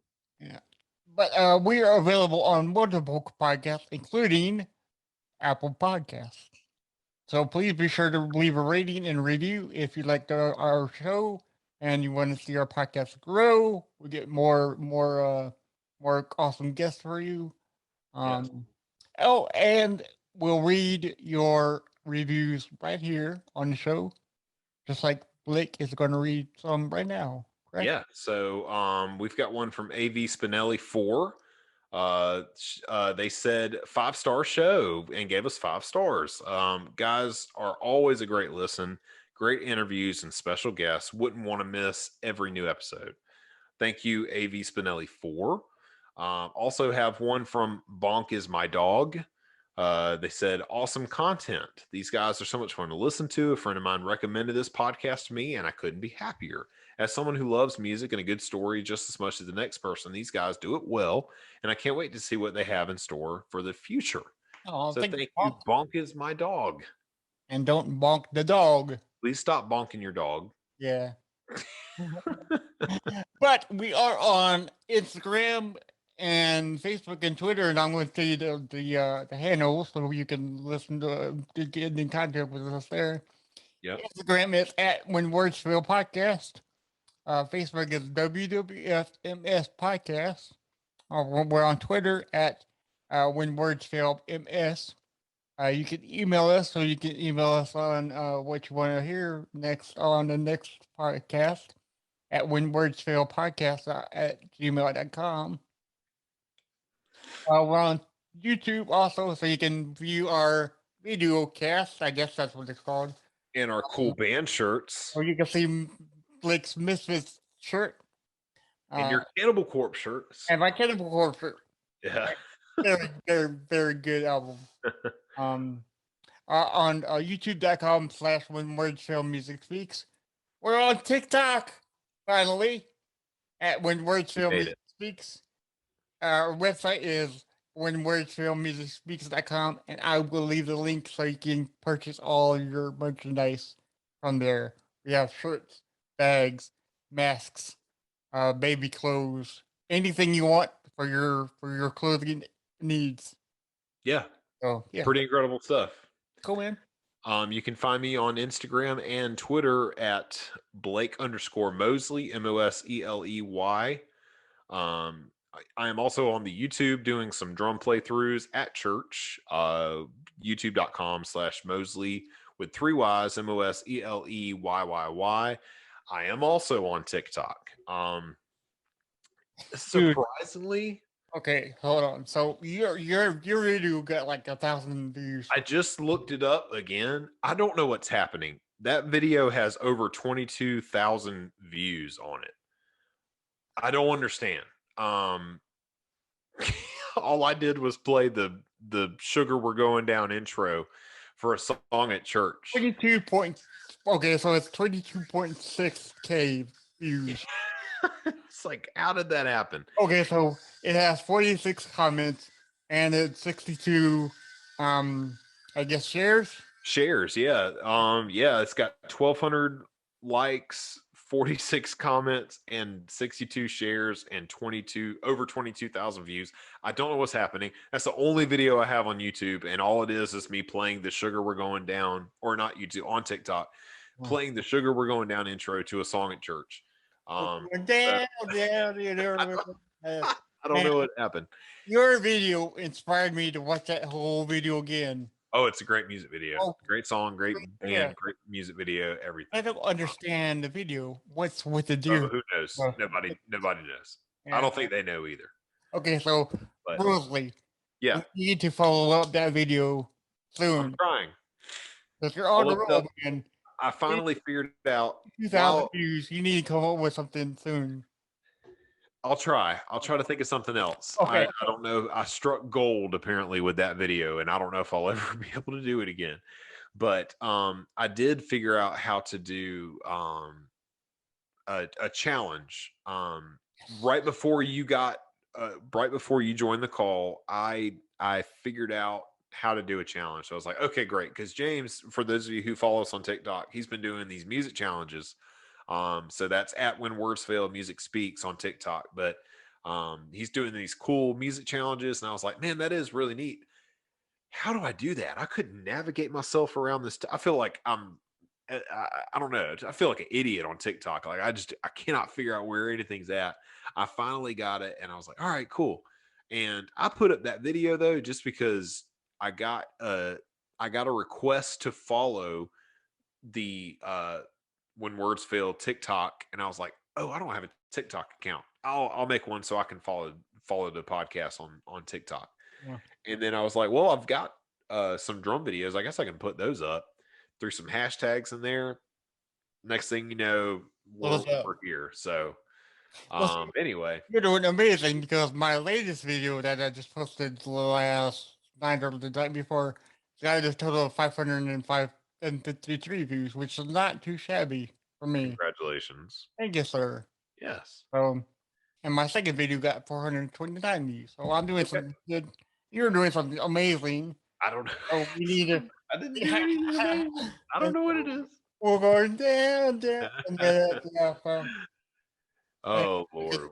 You can probably that's kind of no. Because I was gonna say you could probably play like Slayer intro, but that wouldn't be a good thing for church, would it? They won't know. That's the beauty of drums. They won't know. Oh, okay. So you could. Yeah. There you go. So okay, y'all. So sources for this episode is Wikipedia, SailorsGraveRecords.com, Loudwire, thevogue.com, and punknews.org. That's right. And thanks again for listening to our first Halloween episode of the 2021 year. Hope you guys enjoyed it. We've got more in store for you. So please stay tuned, like and subscribe on the YouTube, on podcasts, or wherever. And thanks again for listening. And as always, remember, when words fail, Music speaks. and happy Halloween. Bye, guys. See ya.